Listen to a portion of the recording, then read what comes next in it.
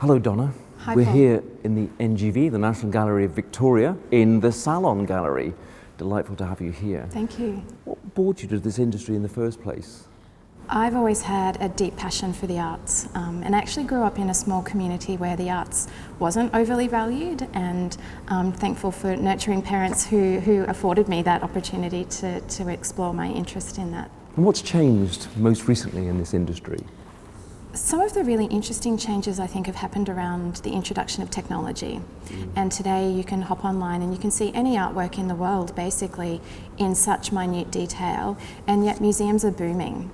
And so there's nothing like the experience of seeing an artwork in the flesh, and that's quite interesting. So does that technology rival the original paintings in any way, or the original art? I actually think they're quite complementary, and museums have a lot to thank technology for in that regard, and people are still keen to connect with the real thing, which I think is just an amazing testament to the value of art in our society. So how is the industry going to change in the next 10 years?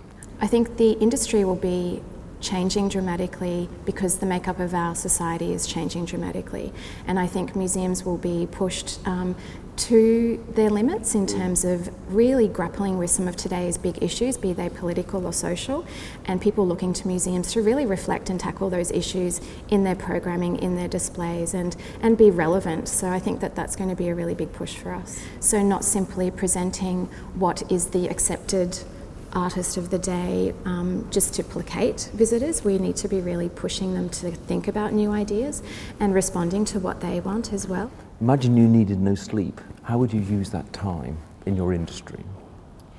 If I needed no sleep, I would study. I think for many of us, you do study as a young person, you go into a profession, that profession might change over time, and it's only when you get a bit older that you think, actually, I'd like to go back and redo that. So I think I'd like to go back and actually just restudy what I studied and dive deeper into it. And not many people know the range of careers that are in this industry, and we're doing work together around the creative producer at the moment. Tell us about the range of careers that exist in the industry of galleries and museums. Yeah, there are so many careers in museums that I think are often hidden to the general public.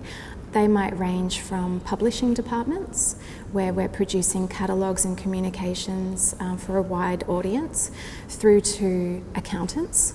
So it's quite interesting. Obviously, we are businesses now, museums are businesses, so good financial management is essential.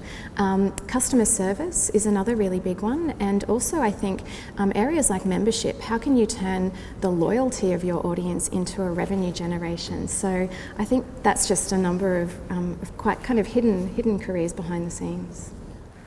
What's the one thing you've learned in your career that was the most helpful?